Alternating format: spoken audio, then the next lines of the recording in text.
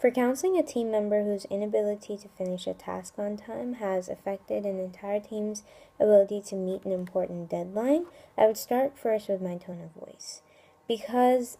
this will be very important to get my point across, I will try to be frank but at the same time confident, try to get the message across but at the same time not be harsh or condescending in any way.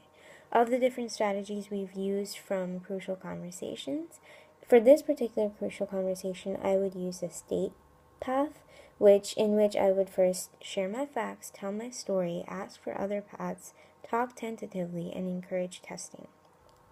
In this way, first I would start with presenting some of the facts. For example, if at a previous meeting deadlines had been set and the entire team had agreed that they would be able to work with that schedule, and either at that meeting or ever since, that team member hasn't raised any objections to those deadlines and hasn't asked for any extensions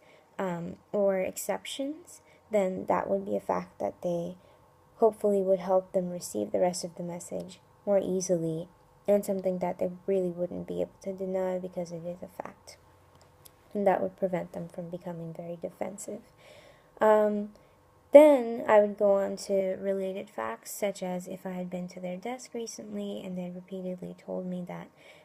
the project would be done on time, but it wasn't, then that would also be a good way to segue into a more positive aspect of it, in which I would remind them or commend them again for positive contributions that they do have, which perhaps I could tie back to the fact that these were the reasons that we asked you to do this particular project or this particular task. For example, I could praise them for the thoroughness and the quality of their work, or for the innovative and creative ideas that they've always brought to the table and that have always benefited the team, or whatever other qualities that they have to offer. At this point, it would be important to bring it back to the main point of the topic of the conversation, which would be that their inability to do this work has negatively affected the team, and therefore a solution needs to be sought. At this now I can ask them if there were any unprecedented obstacles that made it more difficult to finish this task than was anticipated, or perhaps if there were any personal issues. For both these cases, I would encourage them that in the future,